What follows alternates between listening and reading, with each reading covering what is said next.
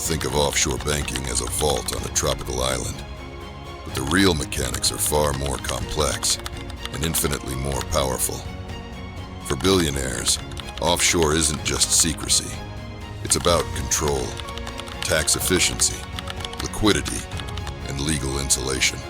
It's a strategy, one engineered by lawyers, accountants, and international bankers, all working in symphony. Let's get technical. First, the basics. An offshore account is simply a bank account held in a country different from your residence, but the structure matters.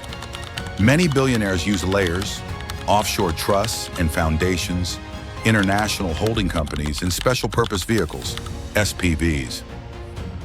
Here's how it works.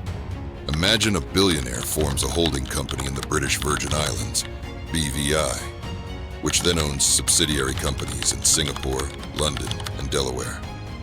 Assets, cash, intellectual property, even yachts or aircraft, are held by the British Virgin Islands parent. Profits flow up to the offshore parent, where tax rates are low or zero, and liability is isolated from local legal risk.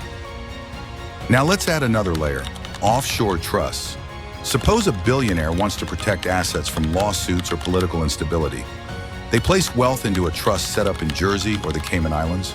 A trustee, often a professional firm, manages the assets according to strict legal instructions.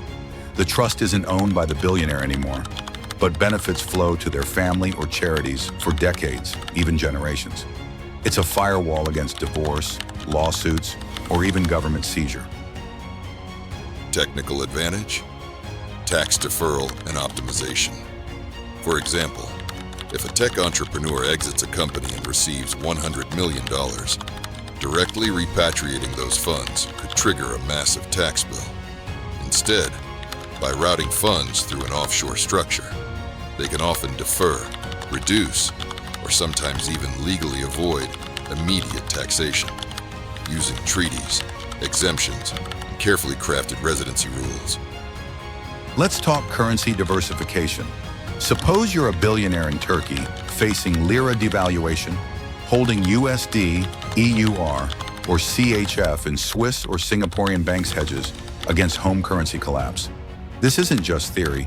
It's why, during the 2008 crisis and every currency crisis since, private jet traffic to Zurich and Singapore skyrockets. Now, the modern world. Regulatory frameworks. In the past, offshore banking meant total secrecy.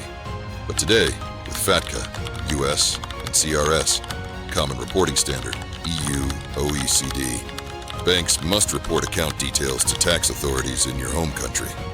Smart billionaires adapt. They engineer transparency, using structures that comply with reporting, but still optimize tax, risk, and privacy. Real-world example? Look at Google, Alphabet Inc. For years, profits from Europe flowed through double Irish with a Dutch sandwich structures, rerouting revenues through Ireland, then the Netherlands, then Bermuda, legally minimizing global tax rates. Regulations change, but the playbook is always to engineer the optimal flow. Insurance wrappers are another tool. Billionaires use private placement life insurance, PPLI, offshore, turning investments into insurance policies in places like Luxembourg or Bermuda.